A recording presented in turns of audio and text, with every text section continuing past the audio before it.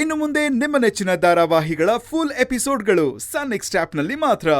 ಅನುಭಾವರೇ, ತುಂಬಾ ಮರ್ಯಾದೆಯಿಂದ ಕೇಳ್ತಾ ಇದೀವಿ, ದಯವಿಟ್ಟು ಆ ಹಾರ್ಡ್ ಡಿಸ್ಕ್ ನ ಇಲ್ಲಿ ಇಟ್ಬಿಟ್ಟು ಮರ್ಯಾದೆಯಿಂದ ನಾವು ಕೊಡೋ ದುಡ್ಡನ್ನ ತಗೊಂಡು ಹೋಗ್ತಾ ಇರಿ. ಇದು ಮರ್ಯಾದೆ ಅಂದ್ರೆ. ಸರಿ, ದುಡ್ಡು ಕೊಡಿ. ಅಮ್ಮಿ ತಂದ್ ಕೊಡ್ಲಾ? ಕಣಿ ಕೇಳ್ಕೊಂಡ್ ಬನ್ನಿ.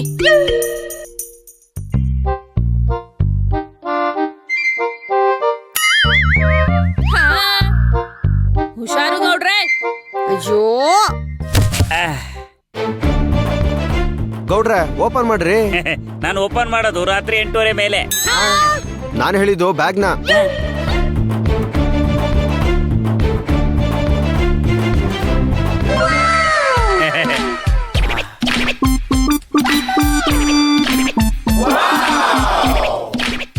ಆಹಾ, ನಾನು ಹೇಳಿದ ತಕ್ಷಣ ದುಡ್ಡು ಅರೇಂಜ್ ಮಾಡಿದಾರೆ ಅಂದ್ರೆ ಇನ್ನು ಇವ್ರ ಹತ್ರ ಬೇಜಾನ್ ದುಡ್ಡಿರ್ಬೇಕು ಅನ್ಸುತ್ತೆ. ಎಷ್ಟಾಗುತ್ತೋ ಅಷ್ಟನ್ನ ಕಿತ್ಕೊಂಡ್ಬಿಡ್ಬೇಕು. ನನಗೆ ಈ ದುಡ್ಡು ಬೇಡ. ಅಲ್ಲ ರೀ, ಇಷ್ಟು ದಿನ ದುಡ್ಡು ಬೇಕು ಅಂತ ಕೇಳ್ತಿದ್ರಿ, ಈಗ ನೋಡಿದ್ರೆ ಬೇಡ ಅಂತ ಹೇಳ್ತಾ ಇದೀರಾ? ಮೇ ಬಿ ಅವ್ರ ತಪ್ಪಿನ ಅರಿವಾಗಿ ದುಡ್ಡು ಇಸ್ಕೊಳ್ದೆ ಆರ್ಡ್ ಇಸ್ಕೊಡೋ ಮನ್ಸಾಗಿರ್ಬೇಕು ಅಲ್ವಾ?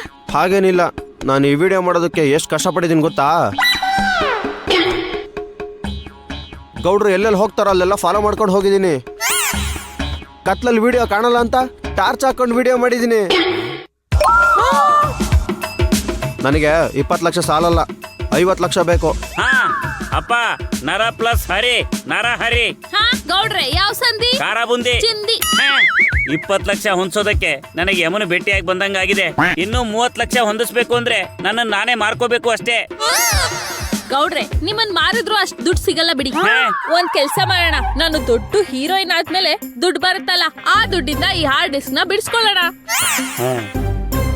ಅಲ್ಲಿವರೆಗೂ ಅದು ಅವ್ರ ಹತ್ರನೇ ಜೋಪಾನವಾಗಿರ್ಲಿ. ಅಯ್ಯೋ ಮೇಡಮ್, ನೀವು ಹೀರೋಯಿನ್ ಆಗೋ ಅಷ್ಟೊಳಗಡೆ ನನಗೆ ಮಕ್ಕಳಾಗಿ ಮೊಮ್ಮಕ್ಕಳಾಗಿ ನಾನು ಸತ್ತೋಗಿರ್ತೀನಿ. ಇಷ್ಟು ಚಿಕ್ಕ ವಯಸ್ಸು